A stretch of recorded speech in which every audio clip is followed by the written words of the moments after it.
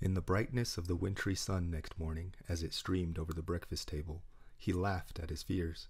There was an air of prosaic wholesomeness about the room which it had lacked on the previous night, and the dirty, shriveled little paw was pitched on the sideboard with a carelessness which betokened no great belief in its virtues. "I suppose all soldiers are the same," said Mrs. White.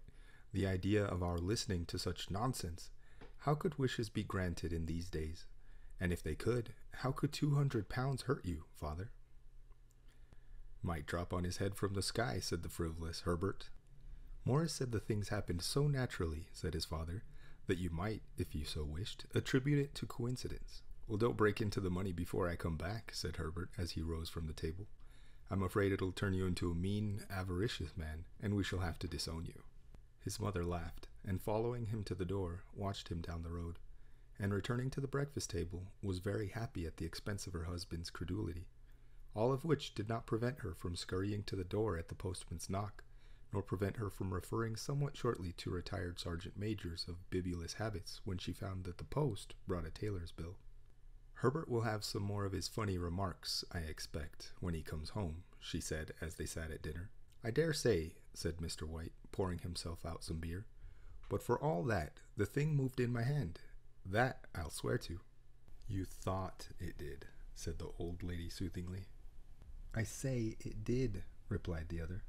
"There was no thought about it. I had just— What's the matter?" His wife made no reply. She was watching the mysterious movements of a man outside, who, peering in an undecided fashion at the house, appeared to be trying to make up his mind to enter.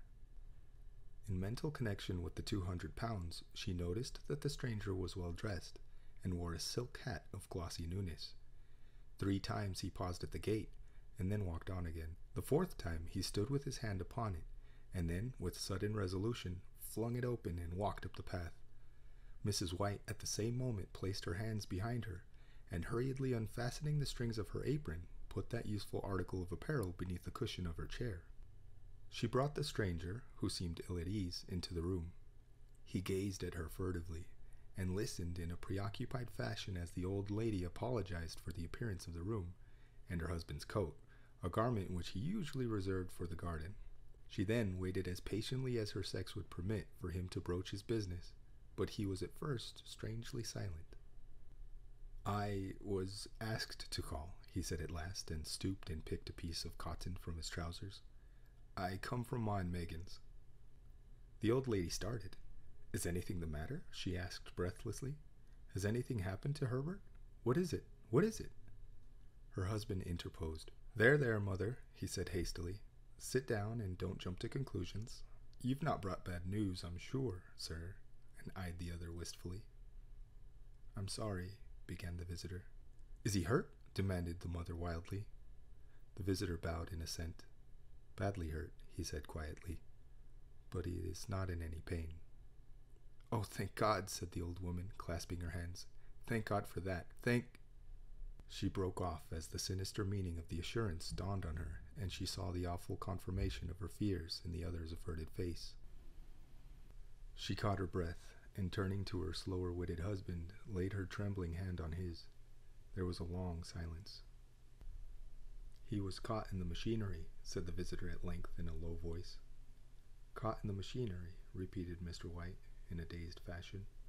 "Yes." He sat, staring out the window, and taking his wife's hand between his own, pressed it as he had been wont to do in their old courting days nearly 40 years before. "He was the only one left to us," he said, turning gently to the visitor. "It is hard." The other coughed, and rising, walked slowly to the window. "The firm wishes me to convey their sincere sympathy with you in your great loss," he said, without looking around.